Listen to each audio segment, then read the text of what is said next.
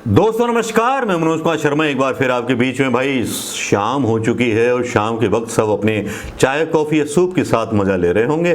लीजिए, मज़ा लीजिए, खबरों का भी मज़ा लीजिए, उन खबरों का मज़ा लीजिए जो खबरें आपको कुछ अलग से अपना एक वक्तव्य या अपना एक जो होता है मतलब कहा जाए उसे कि आप अपना परसेप्शन कैसे बनाते हो, ये कहा जा सकता है। इस बारे में बात करेंगे प्रशांत भूषण की। प्रशांत भूषण के बारे में सोशल मीडिया पर आजकल बहुत कुछ चलने लगा।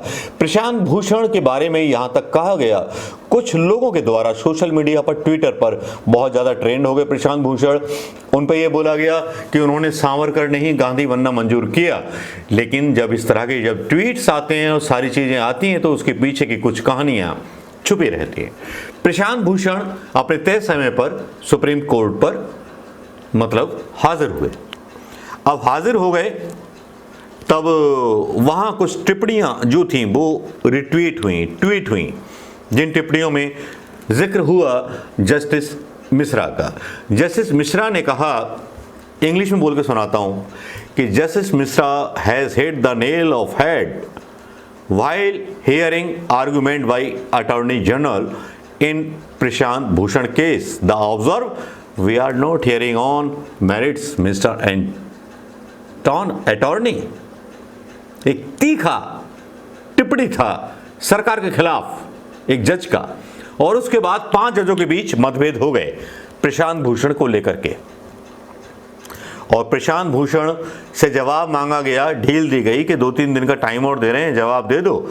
लेकिन सुप्रीम कोर्ट के जो जज थे उनकी गिरफ्तारी का ऑर्डर नहीं दे पाए, जिस मामले में अवमानना के बारे में उनसे पूछा गया था, जिसमें उन्होंने आरोप लगाया था कि सरकारी मशीनरी जो सरकार है वो रिटायर्ड जजों का फायदा उठाती है महत्वपूर्ण फैसलों में। ऐसा कुछ कहा गया था, ऐसा कुछ मीडिया के द्वारा फैलाया गया था। लेकिन प्रशांत भूषण बकरा बनने को तैयार नहीं थे। उन्होंने सरकार को बकरा बना करके हलाल कर दिया, और सरकार ऐसी हलाल हुई कि न्यायपालिका भी उनके सामने घुटनों पर झुक गई। जमाना याद आता है महात्मा गांधी जी का। कुछ इस तरह के जिद्दी लोग तब भी हुआ करते थे, बुद्धिजीवी लोग हुआ करते थे जो अपने अधिकार जानते थे, संविधान के अधिकार जानते थे।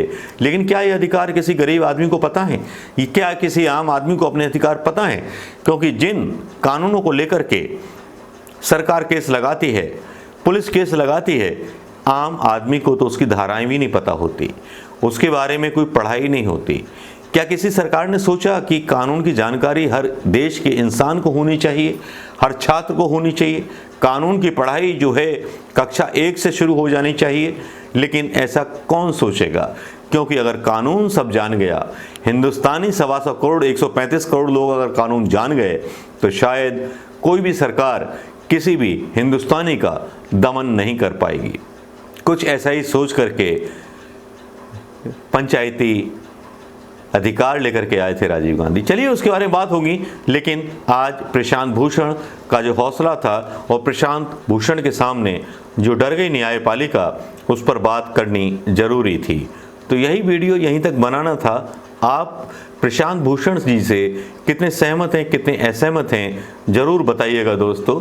प्रशांत भूषण जी ने आज जो स्टेप लिया, क्या वो गलत था या वो सही था? इसके बारे में भी अपनी टीका टिप्पणी जरूर कीजिएगा दोस्तों, क्योंकि प्रशांत भूषण ने एक ऐसा उदाहरण प्रस्तुत किया है जो उस न्यायपालिका के सामने सीना तान के खड़े रहे, जो जज लोया के इंसाफ से डर गई थी।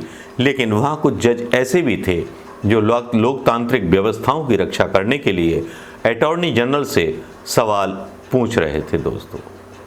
ये खबर कैसी लगी आपको दोस्तों, जरूर बताइएगा। नमस्कार, जय हिंद दोस्तों।